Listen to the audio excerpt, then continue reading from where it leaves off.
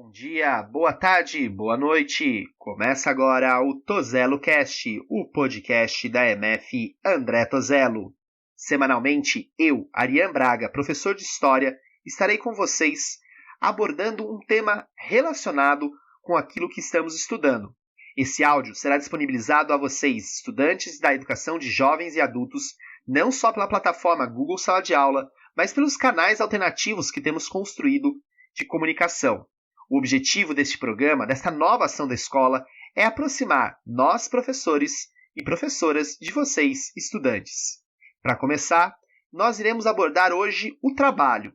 Eu e o professor Alan, de Língua Portuguesa, vamos definir um pouquinho aquilo que consideramos o trabalho ao longo do tempo.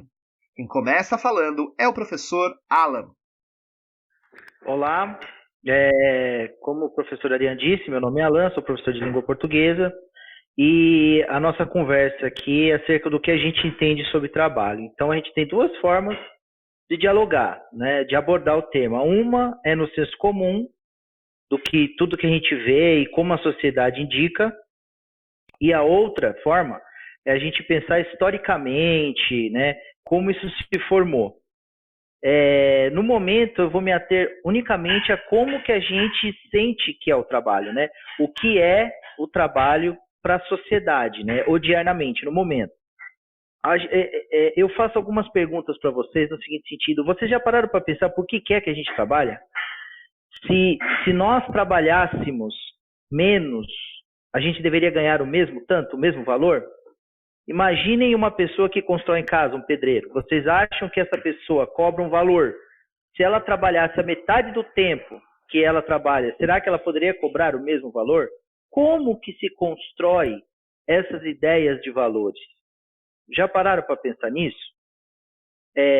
Existem muitas situações, principalmente no mercado de trabalho, na qual você valoriza muito mais o trabalho intelectual, né, o trabalho que a pessoa estudou e se preparou, do que propriamente um trabalho braçal. Mas aí eu pergunto, será que o trabalho intelectual é tão cansativo? Ele cansa tanto quanto um trabalho braçal? Vocês, no seu trabalho, quando vocês estão trabalhando, dependendo de qual trabalho que vocês têm, vocês acham que estão bem pagos? Eu tenho uma pergunta melhor. Será que alguém se sente bem pago? Será que os nossos anseios, nossas ansiedades, nossas vontades e desejos são atendidos com o salário que nós recebemos?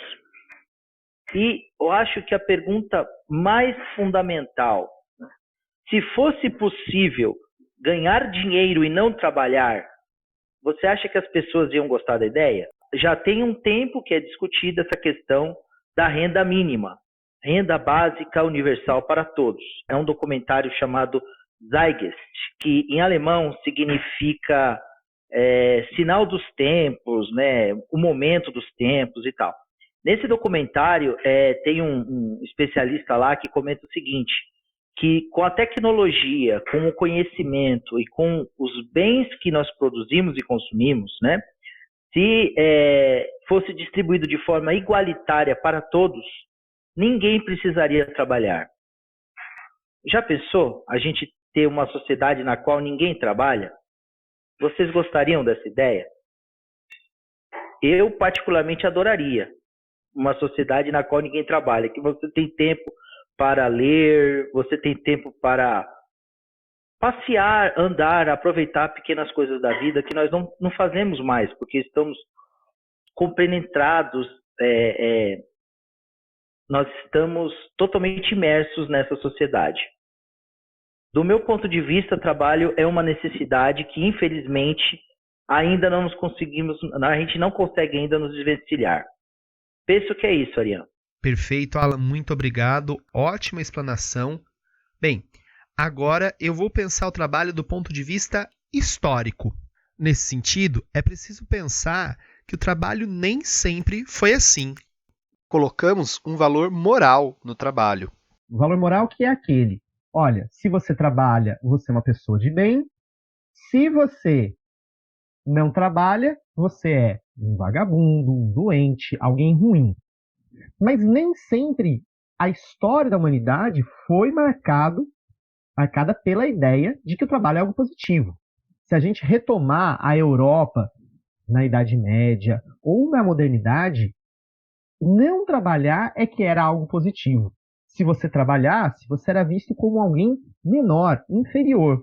Aquela expressão que muitos e muitas devem conhecer, sangue azul, vem justamente dessa lógica, de que eu não me exponho ao sol, eu não me exponho à lida do campo, por isso eu tenho uma pele branca, e quanto mais branca essa pele, melhor eu seria, mais distinto eu seria, e que, portanto, eu consigo ver até as veias azuis. Essa ideia do não trabalho como algo positivo estava colocada para muitas sociedades que formaram, por exemplo, o Brasil. Se a gente olha para a escravidão do Brasil, novamente o trabalho não era bem visto, o trabalho braçal, o trabalho manual. Os escravizados e as escravizadas eram utilizados, sobretudo, num trabalho que não era um trabalho intelectual. Era trabalhar na lavoura, trabalhar na limpeza das vias públicas, trabalhar vendendo coisas de primeira utilidade. Ou seja, não era algo positivo. Trabalhar era negativo.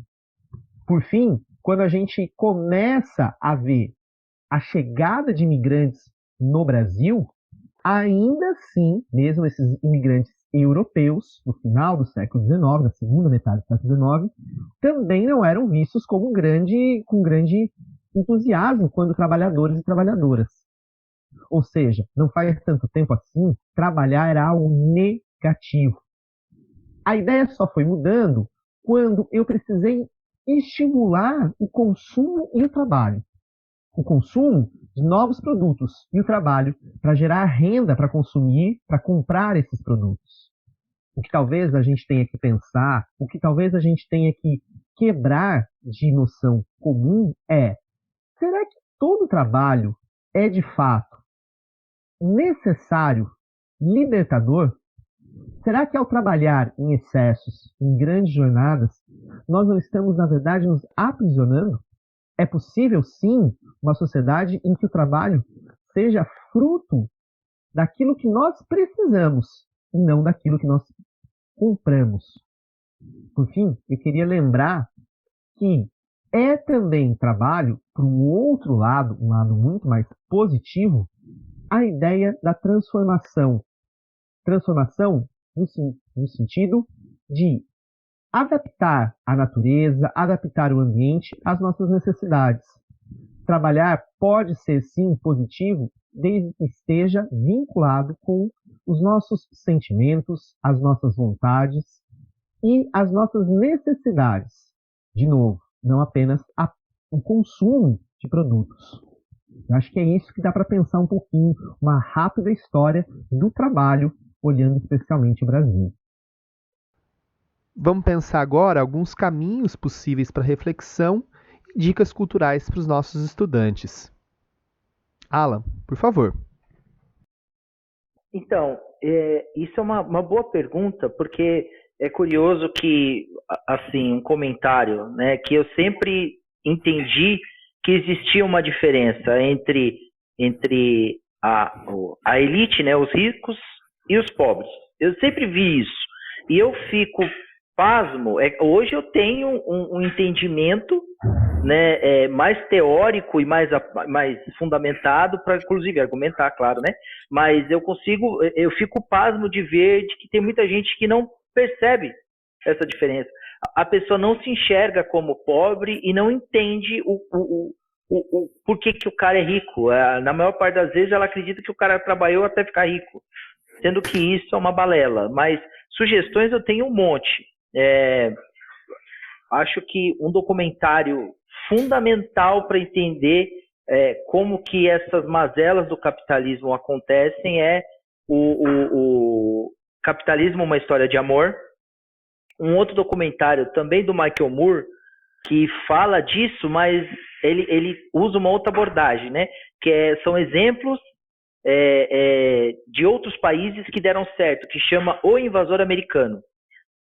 Tem mais um documentário que eu vou dar de exemplo, que fala daquela empresa que deu um golpe em todo mundo. aquela Enron, né? O documentário é Enron, o que deu errado, né? Tem no YouTube. E é muito interessante porque mostra que a corrupção, ela está principalmente porque a gente vê nos jornais, vê nas televisões, geralmente a corrupção do ponto do viés público, né? Como se os corruptos fossem políticos somente, quando na verdade, né, a corrupção nasce do capital e dessa elite. Então esse documentário da Enron é sensacional para mostrar que a pessoa se vende como self-made man, né? Uma pessoa que se auto-fez, que ela se autoprojetou, que ela conseguiu sair do zero, ou como o tal do Trump fala, né? Começou do nada com $1 milhão, né? E esses documentários, eles conseguem demonstrar que não é assim que funciona, que o cara é rico é porque ele é corrupto, porque ele é criminoso, porque ele frauda imposto, porque ele sonega imposto, porque ele explora funcionário, porque ele faz trambiques para não pagar direito do funcionário, e isso lá nos Estados Unidos é muito sério com relação à questão da pensão, que eles chamam pension, né, a nossa aposentadoria aqui. Os caras roubam, as empresas falem para poder pegar esse dinheiro, então mostra muito isso. Então acho que inicialmente, para a pessoa começar a se dar conta de como funciona o sistema para os ricos, esses documentários. Acho que eu vou deixar de dica um canal no YouTube que eu gosto muito. Eles têm vários conteúdos que podem ajudar a pensar o trabalho, que é o Meteoro Brasil. Então eles têm alguns vídeos que falam sobre a condição do trabalho, as reformas trabalhistas. Eu queria também indicar um texto chamado Dormir na Rua e Pedalar 12 Horas por Dia, a rotina dos entregadores de aplicativos, do Leandro Machado para a BBC Brasil. Ele vai contar como que é a rotina do pessoal que faz entrega do iFood e de outros aplicativos. Também aí de YouTube, tem um outro canal que eu gosto bastante, é um pouco mais de humor, que é o Greg News. Eles fizeram também uma reportagem sobre essa questão dos entregadores e o trabalho. Aí a gente pode começar a discutir o trabalho mesmo como algo construído socialmente, historicamente. Todas essas indicações que nós colocamos, a gente vai colocar um link também junto do nosso arquivo para que vocês possam acessar, assistir, ver, ler, ter um pouco mais de informação. Acho que essa é a intenção aqui. Vamos para as considerações finais. Alan, quiser falar um pouquinho, por favor? Primeiro, parabenizar aí a iniciativa da gente ter essa conversa. A gente não... Eu acho interessante que às vezes chega o especialista, fala um monte e fala, a gente nem arranhou o assunto, né? A gente nem passou perto do assunto, tá, gente? A gente só conversou, mas eu acho que é válido e a gente precisa conversar mais. Eu adorei e aguardo a próxima. Então é isso, espero que vocês tenham gostado desse nosso programa de estreia. A intenção deste podcast é aproximar nós, professores e professoras, de vocês, estudantes, enquanto esse momento de isolamento, de distanciamento social é necessário. Eu vou terminar com uma frase que lembra o maio de 68, uma onda de revoltas, contestações sociais, culturais que aconteceram por todo o mundo, em especial na França. E nas ruas das cidades francesas, nos muros, podia-se ver pichada a seguinte frase: sejamos realistas, façamos o impossível. Grande abraço.